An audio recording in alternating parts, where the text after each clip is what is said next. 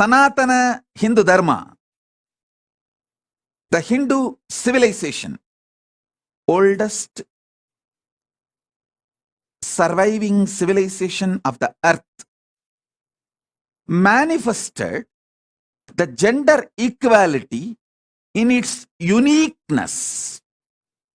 Each gender, not just as we know, socially accepted just male and female. Hinduism elaborates about 11 genders. Each gender finding their highest potential and manifesting all their possibilities and powers is the gender equality in Sanatana Hindu Dharma. Hinduism created a beautiful ecosystem. Vedas elaborately document the existence of 11 different genders. And all the 11 different genders were given an amazing possibility by the Hindu ecosystem. Hindu civilization manifested a beautiful ecosystem where all the 11 genders reached their peak possibilities and powers. Main commonly known two genders, male, female, have been given methodology, science to manifest their full potential, manifest all their possibility and powers.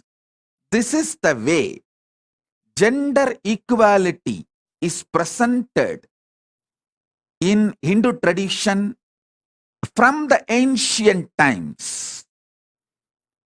I am putting it on record.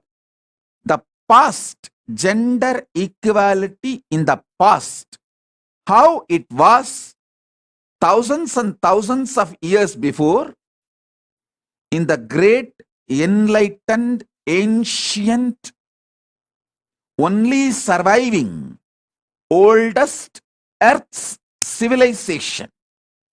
We have elaborate documents about the 11 genders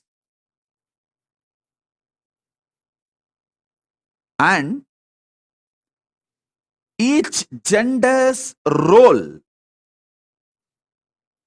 how they can reach their peak potential, how we can all coexist without violating each other's space, without putting each others in insecurity, supporting each other without complicating or competing, but complementing each other. That was the way Hinduism practiced, manifested gender equality. It is elaborately documented in our Vedas and Agamas. I'll give you an example. Women, by their very DNA, women have the capacity, groundedness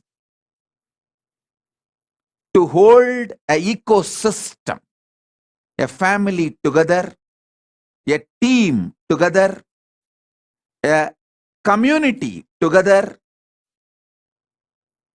So keeping something very stable, keeping it together and making it functional. Women have their own intuitive intelligence in that field. So Hinduism creates an ecosystem for every woman to manifest that possibility, that power. This knowledge is documented and transmitted from generation to next generation just through the DNA. Hinduism has a great, unique style of Varnashrama Dharma. Please understand. I want every one of you to understand our Varnashrama Dharma of Hinduism is not anyway classifying human beings as higher or lower based on their birth. No, I wanted to make it very clear. The Varnashrama Dharma gives unique place to all the Varnas and all the ashramas, creates an ecosystem for every type of being to flower. Varna Ashrama Dharma is knowledge transmission through DNA, through the very biology. In the modern day, now the modern science is proving information, knowledge can be documented in your DNA, in your very muscle memory.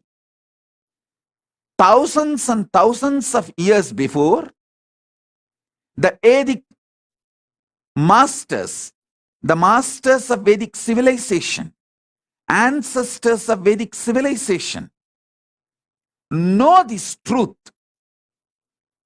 This